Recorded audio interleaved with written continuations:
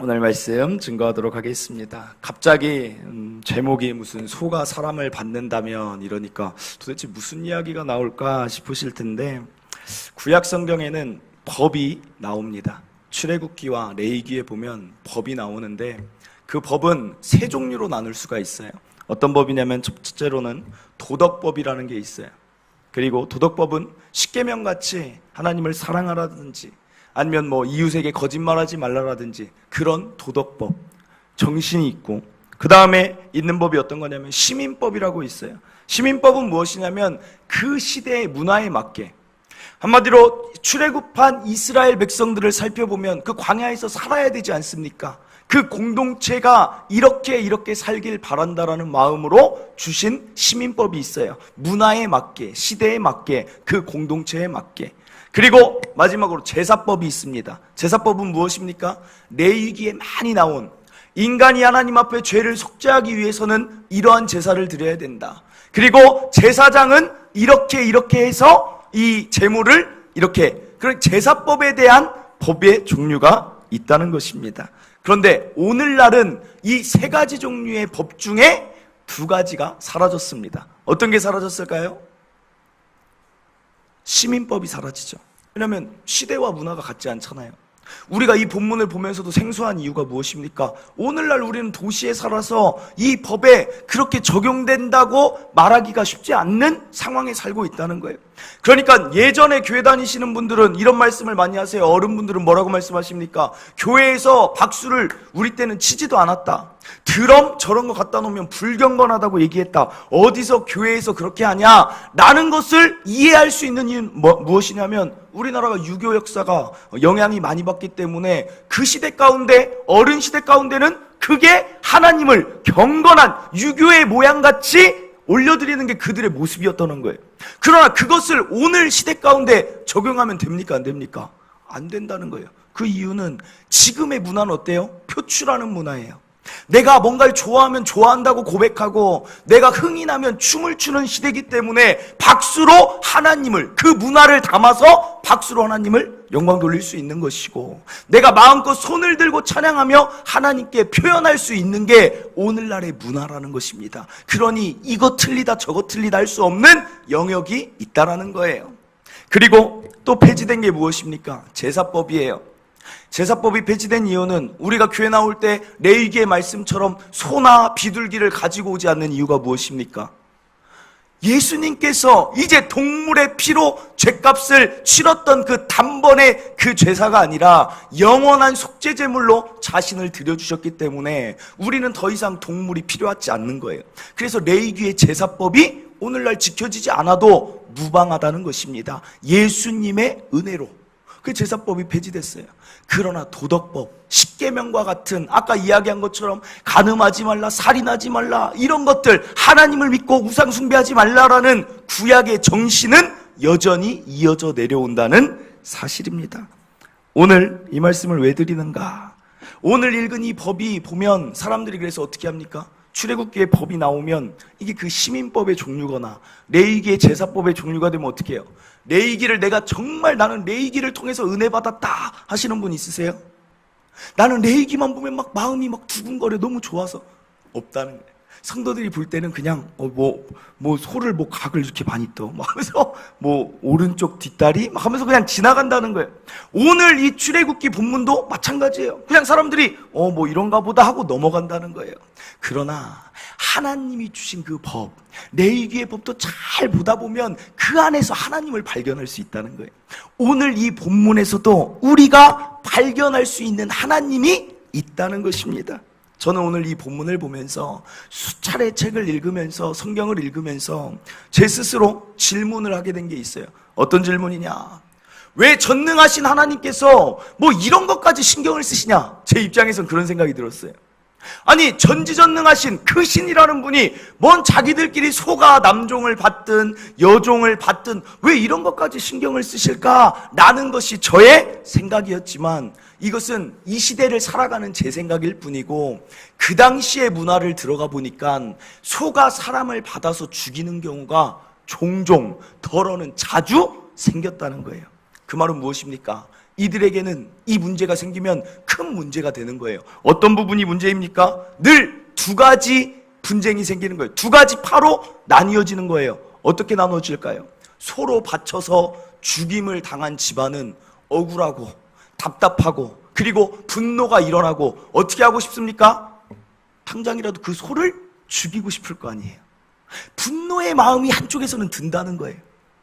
그런데 소의 주인인 입장에서는 어떻겠어요?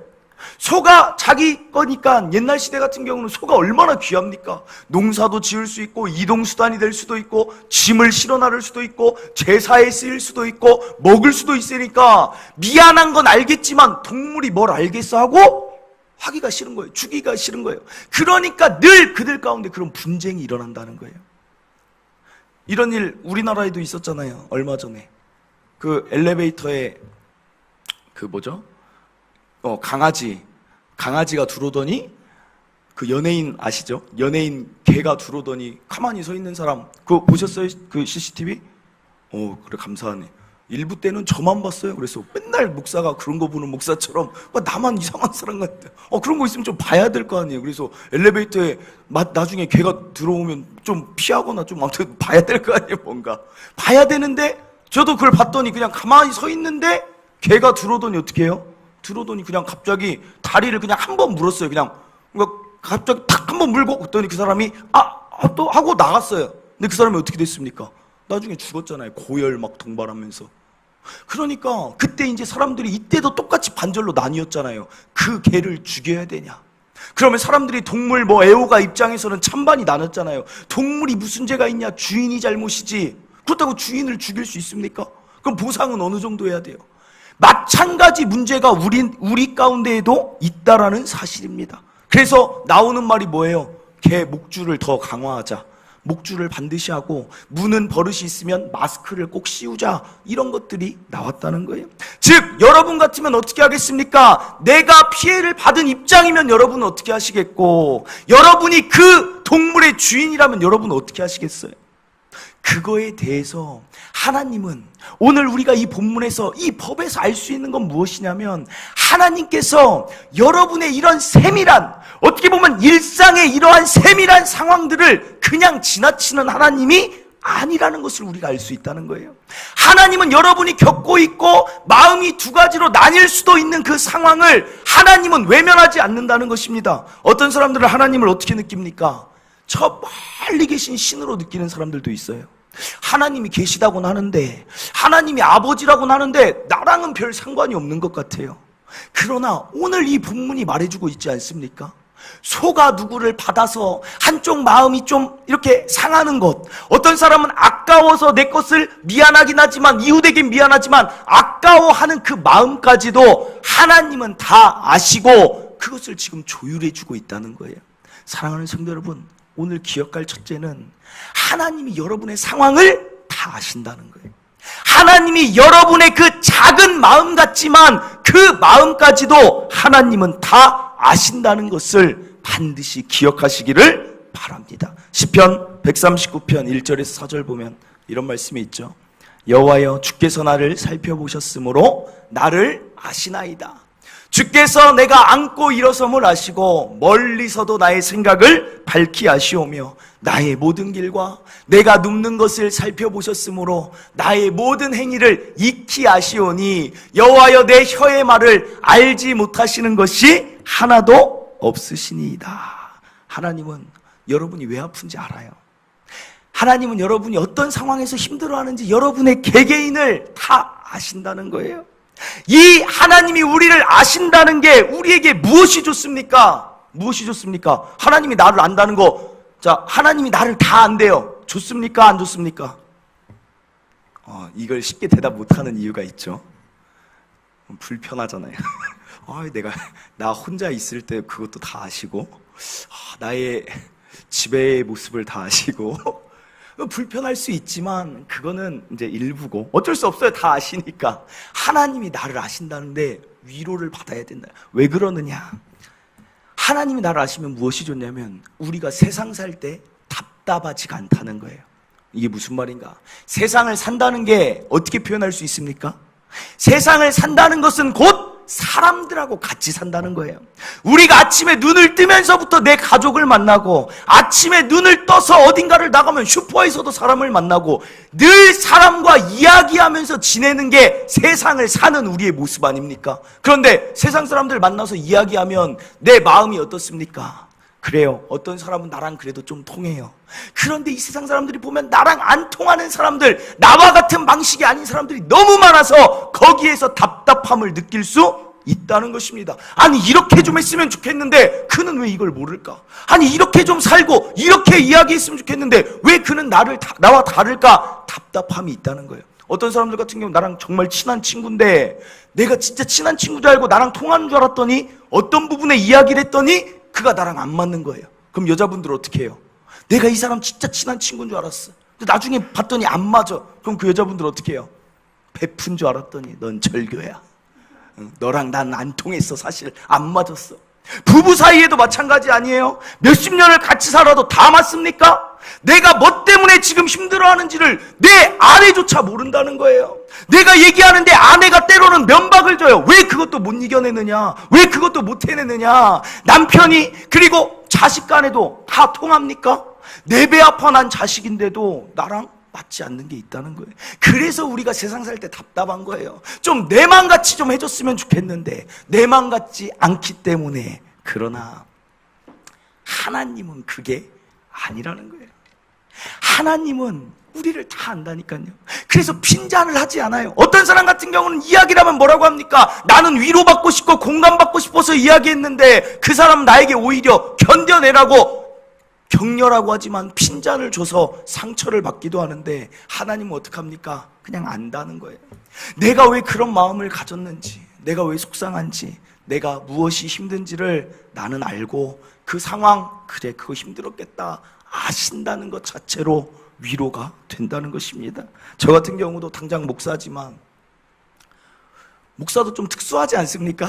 살아가는 삶의 패턴이나 뭐 이런 것들이 또 하는 것도 다르고, 그러니까 목사도 가끔 답답하고 힘들 때가 있어요. 그러면 이제 주변 막 목사님들한테 때론 전화를 해요. 막 얘기를 해요.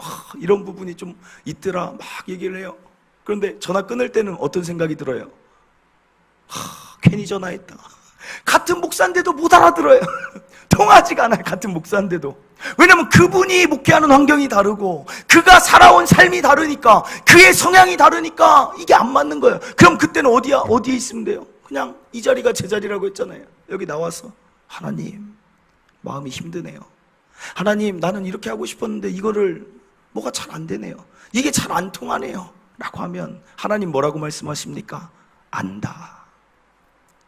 무엇이 아프고 무엇이 너를 힘들게 하는지를 나는 안다라는 거예요. 이 세상 살아가면서 나를 아는 사람이 한 명이라도 있다는 게 얼마나 큰 힘인 줄 아십니까? 그리고 그분은 언제나 내 편이에요. 내 편. 언제나 내가 너를 도와줄게. 내가 그걸 아니까 내가 너를 도와줄게. 그래, 네가 부족한 것도 내가 알아. 그러니까 내가 너의 부족도 채워줄게라고 말하시는 분이 저와 여러분의 하나님이시라는 거예요. 지난주에 예수 믿으면 뭐가 좋냐? 하늘의 평안이 임하지만, 예수 믿으면 이번 주도 말씀드립니다. 무엇이 좋냐? 답답하지 않고 속이 시원한 삶을 살 수가 있다는 것입니다. 하나님의 주시는 그 하늘의 위로가 임하면 여러분들의 마음이 시원해지는 거예요. 한나를 보세요. 한나를. 분인나가 얼마나 구박을 했어요. 한나를. 첫째 부인이 자녀도 못 낳는다고 얼마나 구박하고 그 멸시를 했는지 한나가 속이 다 상했어요. 그런데 엘가나가 어떻게 합니까? 그러니까 그것이 안쓰러워가지고 첫째 부인 한나를 어떻게 해요? 막 이렇게 돈을 줘도, 경제력을 줘도 한나한테는 두 몫을 줘요. 그리고 그 다음에 제사를 올라가도 늘 분인나는 안 데려가고 한나만 데리고 가요. 한마디로 오늘날로 말하면 뭐예요? 드라이브 막 시켜주는 거예요. 막 드라이브 막 가서 맛있는 것도 사주고 막 하면서, 나중에는 이제 말합니다. 뭐라고 말하냐면 엘가나가, 내가 왜 이렇게 슬퍼하느냐? 내가 10 아들보다 내게 낫지 아니하느냐? 아직 결혼 안 하신 분들은 엘가나 같은 남편을 만나시길 바랍니다. 이렇게 좋은 남편이 어디 있어요? 그런데 이렇게 좋은 남편을 뒀어도 한나의 마음은 여전히 아팠다는 거예요. 그 그러나 한나가 이제 하나님의 전에서 기도하기 시작했어요. 하나님, 분인 나 때문에 이게 속상하고 자녀를 낳지 못하는 이 수치가 마음이 아픕니다라고 그가 울면서 하나님의 전에서 기도할 때 이것을 성경에서 뭐라고 표현하느냐, 한나와 하나님의 마음이 서로 심정이 통했다라고 해요. 통했다. 소통이 됐다라고 해요. 그러니까 한나가 그 기도가 끝나니까 어떻게 됩니까? 성경에서 뭐라고 말해요? 한나의 얼굴에 다시는 수심이 없었다는 거예요. 근심 걱정이 없었다는 거예요. 마음의 기쁨이 하늘의 위로가 그에게 넘쳤다라는 사실입니다. 사랑하는 성도 여러분, 하나님께 푸세요. 하나님 앞에서 위로받지, 제발 세상 사람들한테 위로받으려고 하지 말고, 아무리 남편이어도 남편한테 위로를 다 받을 수 없다는 것을 인정하시고, 내 사랑하는 아내에게 100% 인정받을 수 없다는 것 꼭 기억하시고, 오직 우리의 위로는 어딥니까? 오직 저 하늘에서부터 임하는 위로만을 사모하시기를 간절히 바랍니다. 저는 이걸 일찍 알았던 것 같아요. 그래서 제가 목사의 길까지 왔겠죠. 제가 이것을 일찍 안 이유는 제가 참 많이 대학교 때 신나게 놀았어요. 신나게. 제가 대학교 때 이제 이쪽 길에 이제 26살 때 이제 이쪽 길로 이제 정하고 왔는데 친구들한테 그랬어요. 내가 이제 이쪽 길로 신학의 길로 가는데 이럴 줄 알았으면 좀 더 놀 걸 그랬다. 그때 친구들이 하는 말이, 야, 태훈아, 너처럼 노네를 못 봤어. 그럴 정도로 막 밤낮 없이 그냥 놀러 다니고 어디 야외 여행 다니고 막 밤늦게 아무튼 정말 잘 놀았어요. 그런데 거기에서 제가 이걸 깨달은 거예요. 거기에서. 그러니까 뭘 하든지 그냥 확실하게 하세요. 그냥 놀고 싶으면 확실하게 한번 놀아보세요. 왜 그러냐면 제가 노래방 가는 걸 그렇게 좋아했어요. 노래방 가가지고 막 뛰면서 노래하면 그렇게 스트레스가 풀리고, 스트레스 받는 것도 없잖아요, 대학생이. 근데도 그냥 막 즐거운 거예요. 18번이 붉은 노을, 난 너를 사랑해, 점 하면서 그러고 노는데 문제가 뭔지 아세요? 1분, 2분 이제 남잖아요, 남는 시간이. 그럼 좀 더 놀고 싶은데 사장님이 더 안 넣어주시나? 서비스 10번 놀다가 한 곡, 두 곡 끝나고 이제 집에 돌아올 때가 어떠냐는 거예요. 이상하게 저는 그걸 느껴요. 친구들하고 그렇게 좋은 시간을 가졌으면 마음이 계속 기뻐야 하는데 마음이 허전하다는 거예요. 혹시 이 기분 아십니까? 그렇게 열심히 다 모든 것을 쏟아놓고 놀고 즐거운 시간을 나는 분명 가졌는데 마음에 자꾸 허전하다는 거예요. 공허함이 있어요. 뭔가 그냥 쓸쓸해요. 아마 연예인들이 느끼는 것도 아마 이런 거지 않을까. 콘서트에서 다 쏟아놓고 관객들과 자기 팬들하고 열정 다해서 했는데 집에 돌아오는 길은, 야, 콘서트 잘 맞춰서 기쁘다가 아니라 연예인들도 말하는 게 뭐예요? 마음이 공허하다는 거예요. 공허. 제가 그걸 많이 느꼈어요. 언제나 친구들하고 놀고 헤어질 때면 마음이 이렇게 쓸쓸해요. 공허하고. 그런데 어떤 사람은 이렇게 말하더라고요. 사람에게 하나님만 채울 수 있는 구멍을 만들어 놓으셨다는 거예요. 그 허전함을 채우기 위해 하나님을 바라볼 수 있도록 신만이 채울 수 있는 구멍이 있기 때문에 우리의 마음이 다른 걸로 아무리 해도 허전하다는 거예요. 제가 그 허전함을 느끼고 저는 두 가지를 다 잘했어요. 세상에서 노는 것도 잘했고 교회에서 신앙생활도 정말 잘했어요. 그러니까 저는 양다리를 걸쳐도 제대로 걸쳤어요. 열심히 놀고 열심히 하나님 섬기고. 그러니까 어느 순간에 그걸 깨닫게 되더라고요. 뭘 깨달아요? 하나님 앞에서 찬양하고 하나님 앞에서 기도하고 하나님 앞에 나를 다 아뢰면 내가 그 수련회나 기도회가 끝나고 나서 그 기쁨과 만족이 계속해서 유지가 되는 거예요. 허무함이 사라지는 거예요. 예배 한번 잘 드리고 말씀이 내게 강력하게 임하고 난 다음날 그 한 주는 너무나 즐거운 거예요. 아, 그렇구나. 내가 세상 살아가는 기쁨은 세상에 있지 않구나. 그래서 제가 결단했어요. 제가 대학교 1학년 때 드린 기도가 뭔지 아십니까? 하나님, 저는 세상도 좋고 하나님도 좋아요. 둘 다 사랑하고 싶어요인데 나중에 제 기도가 바뀌게 되더라고요. 하나님, 이젠 세상이 싫어요. 전 하나님만 좋아해요. 시편 84편 10절 말씀처럼 이 고백하면서 제가 하나님 길로 왔어요. 주의 궁정에서의 한날이 다른 곳에서의 첫날보다 제게 낫습니다. 악인의 아무리 좋은 장막에서 나를 부유하게 먹고 살게, 여기서 악인은 하나님을 떠난 자들을 말해요. 하나님을 모르는 악인의 장막에서 사는 것보다 내 하나님의 성전 문지기라도 있는 게 하나님 나는 너무나 행복합니다. 하나님 전에 일평생 살고 싶습니다 라고 고백하고 제가 이쪽 길로 왔다는 것입니다. 사랑하는 성도 여러분, 여러분 어떤 마음 가운데 답답함을 안고 사십니까? 어떤 것이 정말 속이 상합니까? 이걸 알아주는 자가 없어서 때로는 슬프기까지 합니까? 그러나 더 이상 그 사람과 그 해결 방법에 거기에 집중하지 마시고 오직 여러분의 마음을 채울 수 있는 하나님의 위로에 여러분들이 전념 다하다 보면 여러분의 마음에 그 빈 공간을 하나님의 기쁨과 하나님의 즐거움과 하나님의 평안함으로 가득 채워주실 것을 믿으시기를 바랍니다. 오직 하나님 앞에서 우리의 나를 다 아시는 하나님 앞에 나아가시기를 바랍니다. 이어서 살펴볼 것, 오늘 본문의 이 법을 통해서 하나님이 우리에게 이 법을 주신 이유가 있어요. 그것이 무엇인가? 둘째로, 하나님은 하나님의 백성이 생명에 대한 책임이 있기를 원하신다는 거예요. 28절에 보면 이런 말씀이 있습니다. 소가 남자나 여자를 받아서 죽이면 그 소는 반드시 돌로 쳐서 죽일 것이요 그 고기는 먹지 말 것이며 임자는 형벌을 면하려니와. 소가 받으면 여기서 이 정도까지만 되는데 29절에 보면 어떻게 됩니까? 소가 본래 받는 버릇이 있고 그 임자는 그로 말미암아 경고를 받았으되 단속하지 아니하여 남녀를 막론하고 받아 죽이면 소도 죽이고 그 주인도 죽이라는 게 하나님의 법이라는 것입니다. 하나님은 생명에 대해서 굉장히 관심이 많아요. 사람에 대해 관심이 많아요. 왜 그렇습니까? 우리가 누구예요? 사람이 하나님의 형상을 입은 자들이기 때문에 하나님이 사람을 너무나 많이 사랑하세요. 여러분이 그 사랑을 느끼든 느끼지 않든 하나님은 지금 여기 앉아있는 여러분을 너무나 많이 사랑한다는 거예요. 요나서에 보면 나오지 않습니까? 요나서에 어떤 말씀이 있어요? 요나 보고 니느웨로 가서 전하라는 것입니다. 요나는 가기 싫어했어요. 유대인들을 힘들게 한 니느웨 백성 사는 거 원치 않았습니다. 그런데 하나님이 이렇게 말씀하세요. 이 큰 성읍 니느웨에는 좌우를 분별하지 못하는 자가 12만여 명, 12만여 명이 불신자와 같지만 그들도 내가 아낀다는 거예요. 또 한 가지, 가축도 내가 아낀다는 거예요.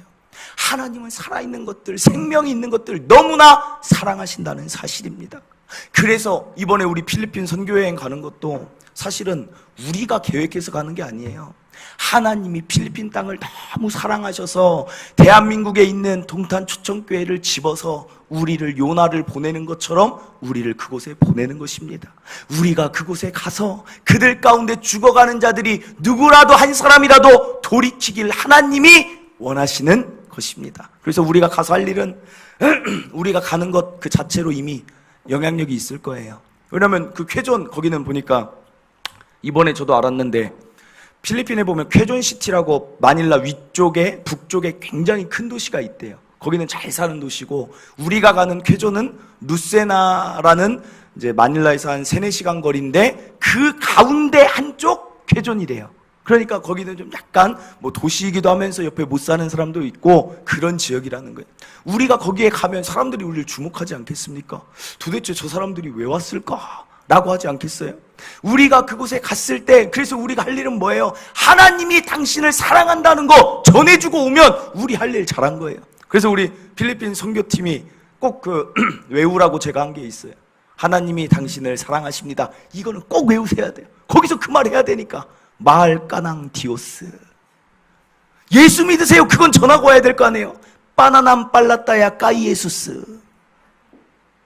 그건 꼭 외우라고 하는 거예요. 가서 그거 전하는 거예요. 야, 저 사람들 왜 왔을까? 그런데 딱 그 입에서 왜 왔을까 궁금하는데 입에서 갑자기 하나님이 당신을 사랑합니다. 예수님 믿으세요. 제가 이거 하나를 더 배워야 될 것 같아요. 예수님 믿어서 나는 행복합니다. 좀 복잡해지겠지만 예수님 믿으니 너무 좋다. 예수님이 헤수스예요. 그래서 보니까 좋다가 마부띠더라고. 마부띠. 헤수스 마부띠. 그 디오스가 디오스가 그 헬라어에서 온 그게 하나님이에요. 디오스 마부띠 하고 우리 외치고 다닐 거예요. 그 자체로 그들 중에 한 사람이라도 변화된다면 저는 우리가 이번 23명이 가는 게 정말 하나님이 기뻐하시는 일 하고 오는 줄 믿습니다. 이렇게 하나님이 사람을 사랑해서 우리를 이렇게 보내실 정도로 사랑하는데 요즘 문제가 뭐예요? 사람들은 사람의 생명을 존중하지 않는다는 거예요. 이번에 제주도 그 여성 실종 사건 보세요. 우리가 모르는 게 많죠. 근데 그냥 제 나름대로 참 이게 좀 이상하다 싶은 게 뭐예요? 아니, 어떻게 물에 빠져 죽었는데 슬리퍼는 이쪽에 벗어져 있고, 물에 빠져 죽었는데 그러면 핸드폰하고 신용카드가 같이 몸에 들어있었어야 하잖아요. 근데 그거는 공중 화장실에 있다는 거예요. 슬리퍼는 벗겨진 채로 돼 있고. 그리고 그 시체가 떠돌아왔는데 조류의 그 방향을 보니까 어때요? 조류의 방향이 거기서 빠져서 이쪽으로 흘러나올 조류가 아니라는 거예요. 이 말은 뭡니까? 타살의 가능성도 있다는 거예요. 왜 사람이 사람을 죽입니까? 그것 때문에 한 가정이 어떻게 피해를 보고 그 아픔을 겪습니까? 아이들이 이제 몇 살 안 된 그 아이들이 엄마를 하루아침에 잃은 거예요. 누가 죽였는지 자살을 했는지 모르지만 참 안타까운 것은, 만약에 그게 타살이라면 그 사람은 나중에 이 생명을 아끼시는 하나님 앞에 가서 어떤 말을 들으려고, 어떤 심판과 형벌을 받으려고 그런 짓을 벌이는지. 사랑하는 성도 여러분, 갈수록 사람을 너무 쉽게 생각한다는 거예요. 또 하나, 우리 주변에 또 우리가 뭐 누굴 죽이고 이러진 않지만 오늘 말씀을 우리에게 적용해 보자면 어떤 것을 대입할 수 있냐면, 이번에 전주에서도 그런 사고가 났대요.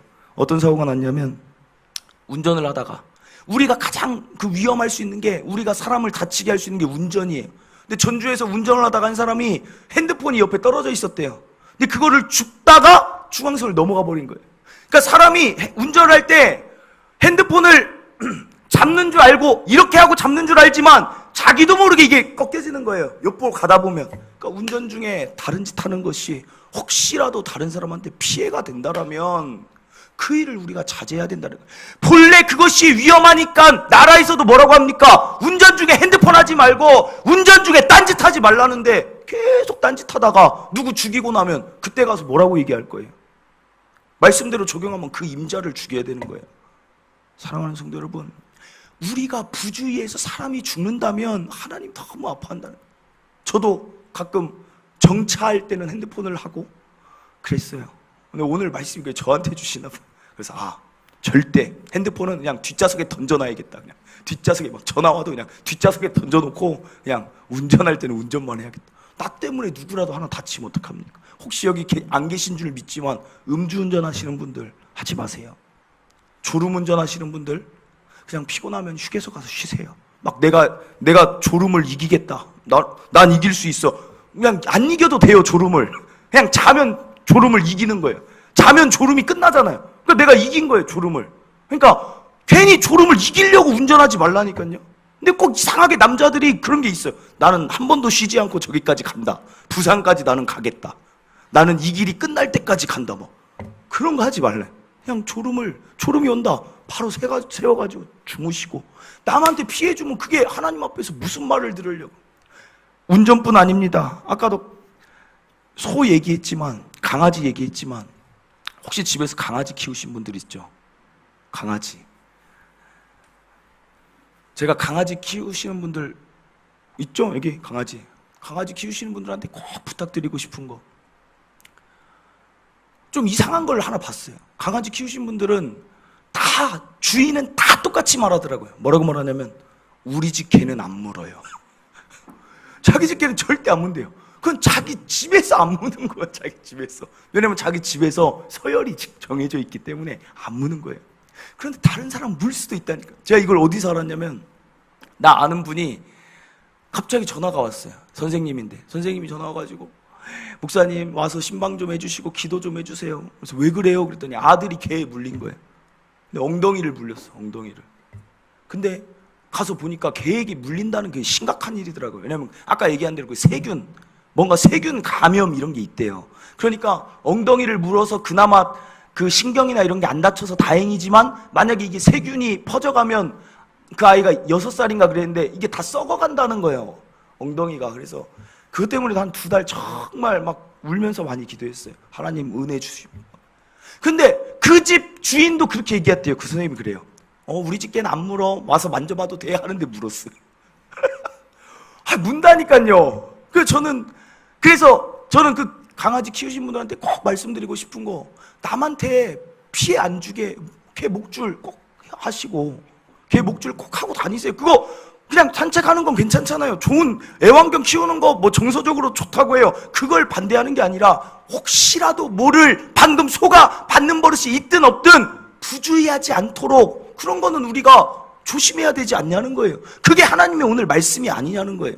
사랑하는 성도 여러분, 조심하시길 바랍니다. 내가 갖는 거에 다른 사람이 피해가지 않도록 생명에 대해서 늘 신경을 쓰시기를 바랍니다. 제가 또 개에 대해서 그때 한번 보니까 좀 안 좋은 걸 2번을 봤어요. 제가 무서운 걸 2번 봤죠. 무서운 거. 아니 해변가에 갔는데 개가 막 그런 뭐 좀 이렇게 기분이 안 좋을 때도 있나 봐요. 개도 살아있는 거니까. 개가 갑자기 주인 코를 물은 거예요. 그럼 막 피가 철철 나는데 나 너무 놀랬어요. 근데 주인도 놀랬겠죠? 놀랬겠는데 막 피가 철철 쏟아지는데 너 왜 그래? 너 왜 그래? 막 피가 막 계속 쏟아져. 그 내가 저분 왜 그러지? 빨리 병원을 가든지 아니면 야, 너 개가 어디 사람을 물어? 막 이런 게 아니라 너 왜 그래? 막 하면서 피는 막 뚝뚝 떨어져. 그래서 제가 그때부터 그게 너무 충격이었어요. 그래서 개만 지나가면 제가 아무리 작은 개도 근처에 가지 않습니다. 엉덩이를 물까 봐. 엉덩이 물면 얼마나 아프겠어. 절대 개 주위에는 잘 못 가요. 무서워서. 왜냐면 잘 모르겠어. 어떻게 다뤄야 될지를. 그래서 그냥 조심하고 대신 뭐 그분들이 하는 거는 또 좋아 보여요. 또 이렇게 여유 있게 산책도 하고 막 이런 건 좋아 보이는데 나는 좀 개가 무섭더라고요. 그럴 수 있잖아요. 그런데 조심하라. 또 하나 마지막으로 한 가지 말씀드리면 부모는 자녀의 생명도 책임져야 된다는 사실이에요. 내 자녀 아직 내 품 안에 있으면 그 생명 꼭 책임지시길 바랍니다. 나는 자녀를 마음껏 하나님 은혜 가운데 마음껏 풀어놓을 거야. 그건 아니에요. 지킬 거는 지켜줘야 된다는 거예요. 언제 가장 사건 사고가 많이 일어나요? 낮에 일어납니까? 밤이라는 거예요. 밤. 지금도 우리에게 들려오지 않을 뿐이지 저 수원역 같은 곳에 가면 밤에 사람을 풀어놓고 돌아다니다가 실종되는 사람들이 우리가 뉴스로 못 접해서 그러지 엄청 많다는 거예요. 사랑하는 성도 여러분, 밤에도 뭐 통금 시간이나 뭐나 이런 거는 각자 부모님들이 알아서 이제 가족끼리 하는 것이지만 그래도 밤에는 안 돌아다니는 게 좋다는 거예요. 특히 우리 교회 청년, 뭐 여자 청년들이나 중고등부 애들 보면 다 또 이쁘게 생겼어. 더 조심해야 된다는 거예요. 저도 진짜 조심했어요, 밤을. 여기까지만 할게요. 말씀을 맺습니다. 오늘 2가지 살펴봐서 2가지. 첫째는 무엇이냐? 하나님이 여러분을 가장 잘 아신다는 거예요. 가장 잘하는 정도가 아니라 성경에 뭐라고 있어요? 여러분의 머리털까지 세신다는 거예요. 여러분이 답답할 때 누구한테 가겠습니까? 하나님한테 가면 된다는 거예요. 사람들한테 풀지 말고 세상 방법으로 풀지 말고 하나님 안에서 여러분이 위로받으시고 평안을 누리시길 바랍니다. 둘째로 생명에 대한 책임. 운전이든 아니면 내가 뭐 음주 때문에 화를 내는 성격이든 다 필요 없어요. 생명이 가장 중요해요. 하나님의 사람의 생명을 내가 함부로 여기지 않는 것, 그것이 하나님이 원하신다는 것을 오늘 다시 한번 더 깨달으시기를 바랍니다. 우리 시간에 찬양 부르고 함께 통성으로 기도하겠습니다. 찬양은 나를 지으신 주님, 이 가사대로입니다. 하나님이 우리를 지었고 우리는 하나님 안에 있고 하나님이 우리의 모든 것 이끌어 가시니까 그 하나님 안에서 위로받겠다 결단하시면서 이 찬양 함께 하도록 하겠습니다.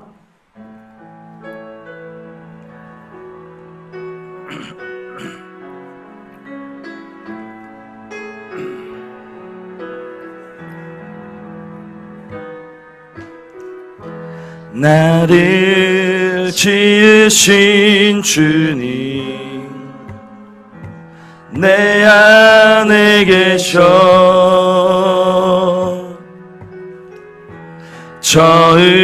처음부터 내 삶은 그의 손에 있었죠. 내 이름 아시죠? 내 이름 아시죠? 내 모든 생각도 내 흐르는 눈물 그 그가 닦아주셨죠. 그는 내 아버지, 그는 내 아버지, 난 그의 소유. 내가 어딜 가든지 날 떠나지 않죠. 내 이름 아시죠? 내 이름 아시죠? 내 모든 생각도 아바라 부를 때 그가 들으시죠. 다시 한번 내 이름 아시죠? 내 이름 아시죠? 내 모든 생각도 내 흐르는 눈물 그가 닦아주셔. 아바라 부를 때, 아바라 부를 때 그가 들으시죠. 아멘. 이 시간 우리 함께 기도하길 원합니다. 여러분 안에 여기 성도들 앞에서 다 웃고 있는 것 같지만 어려움을 당하는 성도들도 있고 뭔가의 답답함 가운데 정말 상처 가운데 힘든 성도들 있는 줄 압니다. 그러나 오늘 하나님 말씀하시는 것은 다른 데 가서 그 아픔을 풀지 말고 다른 데 가서 위로받으려 하지 말고 내가 너를 가장 잘 아니까 나한테 와서 이야기하고 나의 위로를 갖고 나의 해결함을 받으라고 하나님은 지금 오늘 이 강단에서 여러분에게 말씀하고 계십니다. 사랑하는 성도 여러분, 답답함이 없다면 할렐루야지만 답답하다라면, 이 세상 살아가는 게 힘이 든다라면 그때 다른 방법 없습니다. 아무리 여행을 가고 휴가를 간다고 답답함이 해결되는 게 아니에요. 오직 해결은 하나님 안에 있는 줄 믿고, 하나님 하늘의 위로를 주옵소서, 하늘의 평안을 주시옵고 나를 아시니 나를 이해하시고 공감해 주셔서 내 마음이 한나처럼 다시는 수심이 없게 하여 달라고. 이 시간 우리 말씀 듣고 깨달은 것 가지고 주여 한번 외치고 간절히 기도하도록 하겠습니다. 주여!